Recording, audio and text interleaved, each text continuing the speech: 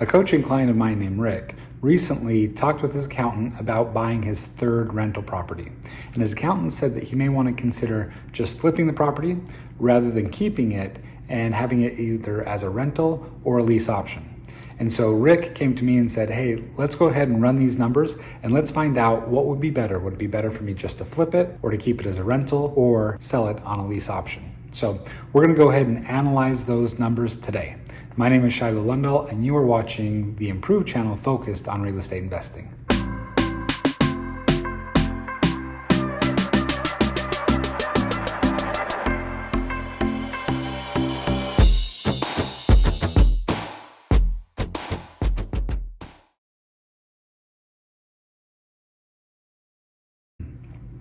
Rick and I have been working together for about 5 or 6 months, and he's getting ready to buy his third property. So let's take a look and find out what would be best, either to flip the property, to have it as a rental, or to go ahead and keep it as a lease option. So let's take a look at this property and then let's run the numbers. This is the property that Rick is looking at. Okay, he already has it under contract. And so if you look at it, it doesn't look great, right? It looks kind of old and I don't know, not great. But let's keep going through the pictures, okay? All right, it's right across from a park. It's in the city of Eloy, and Eloy isn't like a booming metropolis. Eloy is like a small city outside of smaller cities. And it's also not known to have been a very beautiful area, but there's some flips happening, and so the area is getting a little bit better. But because the whole market as a whole has been coming up, people have been having to move farther and farther outside of the main cities in order to find affordable housing. So this property he has under contract for $80,000. So if we look at it, okay, it doesn't look too bad. Looks like the floors might be salvageable. We're going to need to go ahead and do some paint, but the kitchen cabinets and kitchen countertops actually don't look too bad at all. So let's see, kind of funny, the bathroom has a hodgepodge of different cabinets.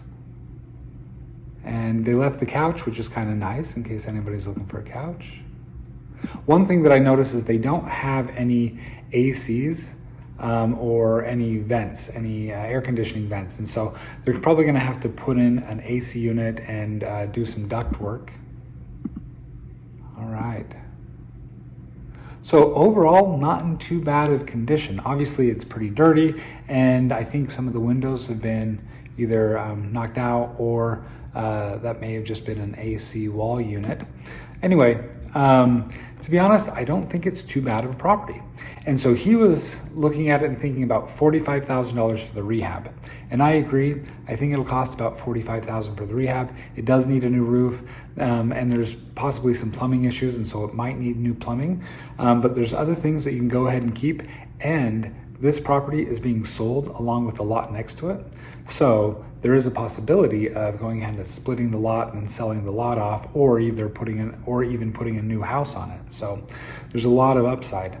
All right, so now let's go ahead and take a look at it. All right, so this is the numbers, and I know it says rental model, but we're going to look at it as if it were a flip. Okay, so you have the purchase price being $80,000. You have the loan from the hard money lender, $77,000, and then a secondary loan from a friend, about $16,000. Okay, so when he buys it, the closing costs are going to be about $3,000. The repairs about $45,000, and then the carrying costs and hard money costs probably about $3,000. And as you notice, I'm keeping everything kind of in the thousands, and so I'm rounding these numbers just to make it more simple. Let's see now. Let's see what it says right here. Total and closing costs. Again, this is if it were going to be a rental. So we would take those that $5,000 out because he wouldn't need to close on it for a long-term loan. So let me see. So basically, the total invested is $136 minus that $5,000. So if you take 170 and you minus 131, you're going to get $39,000. However, let's take a closer look. So 170, what if we were going to have to go ahead and pay the closing costs on that? Let me see. So 170,000 times that by 0.91. So why do I times that by 0.91? Well, because you're going to have realtor fees, and that might be 6% on a property like this. And then you're going to have title fees, that's another percent. So, you have to take away 7% right off the top. And then, people may ask for you to go and do some extra repairs, or they may ask for concessions or whatever. So I always take away about 9% just to kind of give me a realistic view of what it might be. So $154,000. Then what we're going to do is we're going to take away the amount that he has invested minus 131. All right.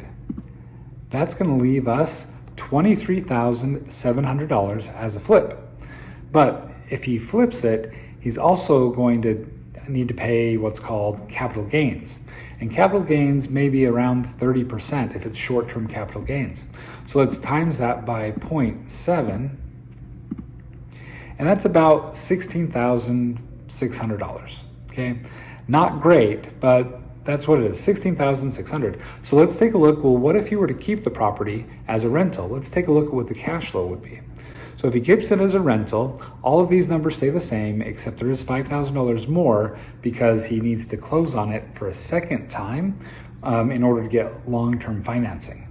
So here we go, let's take a look. So the total equity that he's created is $34,000 because that's the total value minus everything that he has into it, and that's going to give him $34,000. So if you were to refinance it, and if you were to do it, I have a contact with a bank that will give investor loans at just below 5%. So it's about 4 3/4 or something like that. And so he's going to, and also they only need you to season it for about 3 months. So this is a good bank. I'm really excited to work with them. So he's going to be able to get a loan for $127,500. So with that loan, he's going to have about $8,500 left into the property, okay? Now we go over here to the rent. If he's able to rent it for about $1,250, which is about market rent for that area, for that size of home, and then he's gonna have to pay the mortgage payment, taxes, insurance, then there's capital expenditures. And what I did in order to get that 63 is I took the total amount of the rent and I times it by about 5%. And I did the same thing with maintenance as well.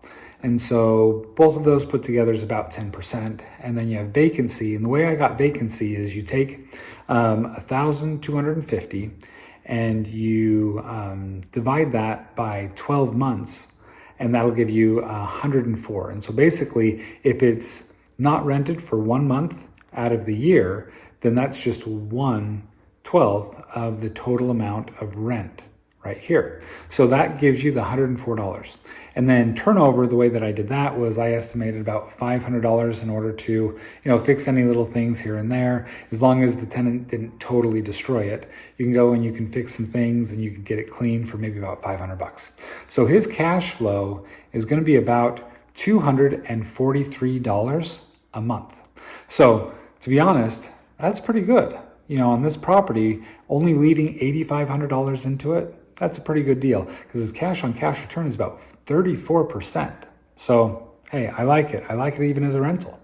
Now let's take a look and see what if you were to have it as a lease option. Let's take a look at those numbers. All right, so everything here on the left is the same number-wise, except there's a place that says lease option fee, and that's $4,000. So what is that exactly? So lease options are fantastic for a couple of groups of people.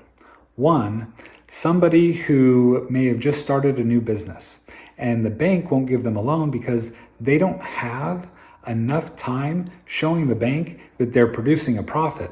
So if they haven't had about 2 or 3 years in that business showing a positive return on their taxes, then the bank just may not give them a loan. Or what if it's somebody that has had some difficulties with their credit and now they're trying to rebuild their credit. Maybe they had a bankruptcy in the past, or there was a divorce, and there was just a lot of things that happened that really damaged their credit, and now they really want to work towards, buying this property. So let's say that's going on and their credit's too low in order to get a loan. A lease option is fantastic for somebody like that as well. Or let's say it's somebody that wants to get into a home, but they're not exactly sure if they're going to stick around for years and years. They may actually need to relocate after 2 or 3 years. However, they still want to be able to buy if they do stay, and they want to be able to be in a property that they can stay in for the long term. They don't want the landlord to go ahead and kick them out and say, I'm just going to sell the property. So they may be interested in this property as well. So that $4,000 fee basically gives that person the right to buy the property anytime within the lease option period. So a lot of times we'll do 3-year lease options. Sometimes we do 4 or 5-year lease options. But let's say this one is a 3 or 4 year lease option. Actually, let's say it's a 3-year lease option because that's how I did my numbers. So he now only has left into the property about $4,500 because he was able to get back $4,000 with the option fee. So now over here, you notice that rent is higher. Why would rent be $100 higher with a lease option than just a regular rental? Well, because for the right to buy the property, a lot of people are willing to pay a higher monthly rent because that gives them the exclusive right to buy the property. And so they come in knowing, okay, this is gonna be my property. I have a few years to work towards buying it. So because I really want to buy the property, I'm willing to pay a higher rent. Now, also you'll notice that we have taken out some monthly costs. And so we took out maintenance because Rick's gonna go and fix up the property. But not only that, in the lease and the option agreement, basically it says that the people are going to go and take care of the property, and that if there's something wrong with it, that they're going to go and take care of it. Now, that includes almost everything except for the big major items. Like let's say there was a massive roof issue or a plumbing issue, something that Rick would have taken care of if he had known, but because he didn't know, because he hadn't lived in there, he didn't take care of it. Now, Rick is going to be replacing the roof and making sure the plumbing is working in this property. But let's just say it was another property where he didn't have to replace the roof, and come to find out, yeah, he should have replaced the roof. He's going to go in and take care of that issue. But any minor thing, what's going to happen is the tenant is going to go ahead and take care of those minor repairs. What else? You don't have to budget for CapEx because Rick's going to take care of everything. And then also, he's only going to keep the property for about 3 or 4 years. So as long as everything is in good working condition for the next 3, 4, 5 years, then when he sells it to him, they're going to go ahead and they're going to take care of any of those long-term things that need to be taken care of down the road. So he doesn't need to budget for CapEx. He also doesn't need to budget for vacancy or turnover because these people have a long-term lease, a 3 or 4 or 5 year lease. So, they're going to stick around for a while. And then also because there's not going to be vacancy, there's also not turnover. So he doesn't need to budget for those. So now if you take a look at his cash flow is $573 for this property. That's actually 152% cash on cash return. So that's a fantastic return. Now also, he's going to go ahead and this is calculated on a 3-year lease option. He would sell that property for $184,900. So about $15,000 more than what the property would appraise for right now. Okay, it's about, I'd say 7, 8, 9% higher than current market rent. And why is that? Because the properties tend to go up over time. Historically about 3% per year. So he's going to put that option price right there. And then right here, the closing costs are super low. And why is that? Because the buyer is actually going to be taking care of the closing costs. Those closing costs are just some minor things that the seller will need to take care of. But you notice that there's no realtor fees in that, because you don't have to have a realtor in this transaction. You just connect them with the mortgage company and then the title company, and boom, you get all the things taken care of without needing to spend 6% on a realtor. So the sales proceeds, he's going to get about $61,000 when he sells this property. Now also, I keep saying now also because there's more. Wait, there's more. So the original investment he had in it was $4,500. So you have to take that out of the profits. But then right here it says total profits is nearly 78,000. Where'd you get that? Well, that's the proceeds minus the original investment plus the $573 per month for the next 3 years. So basically, he's going to make nearly $80,000 on this property within a 3-year period of time.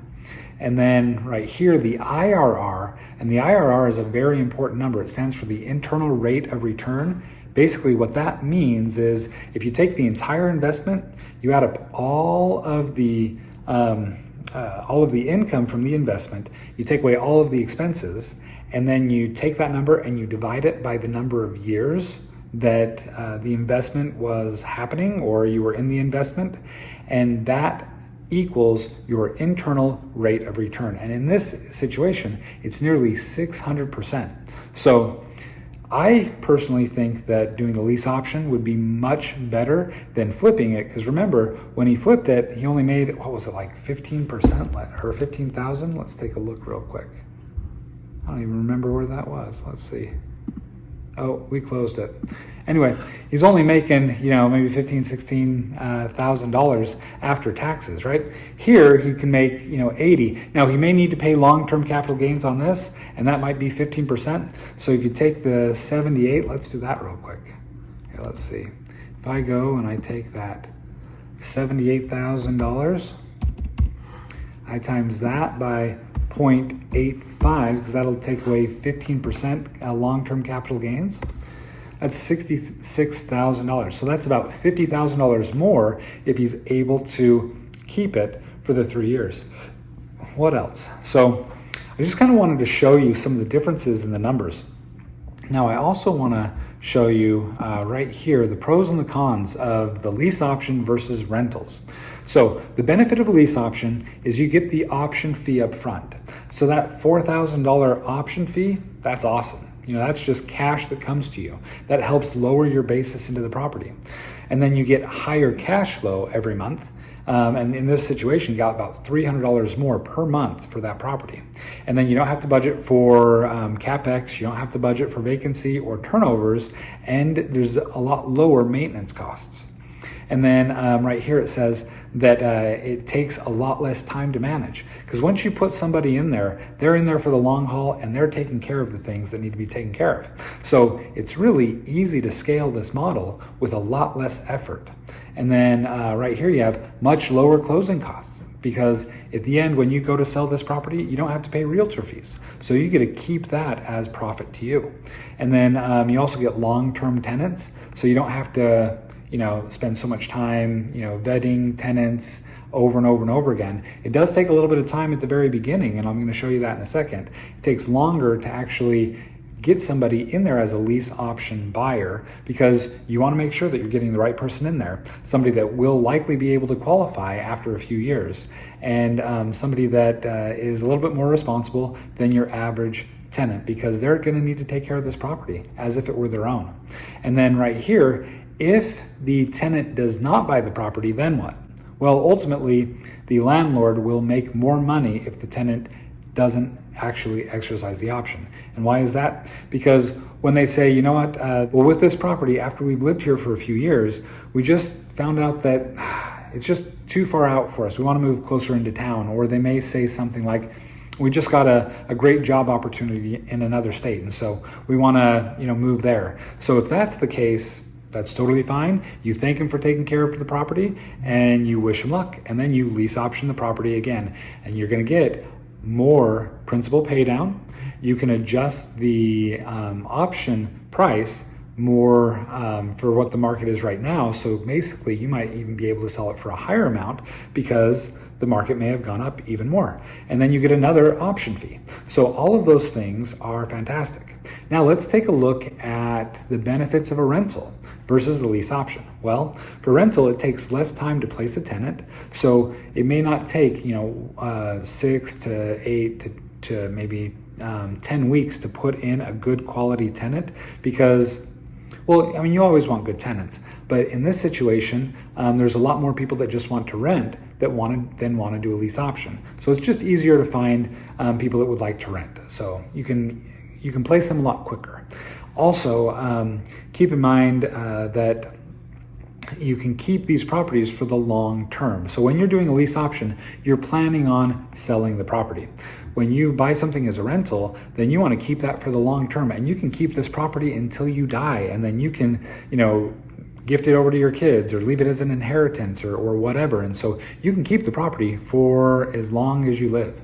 And then the tenants help pay off the mortgage over time. So basically, you can keep this property until the mortgage is completely paid off. And now you have this rental property that might be worth, this one, for example, might be worth 200 or 250 or even 300 in 30 years. We don't know. But then you have that as a retirement or whatever you want. And then what else?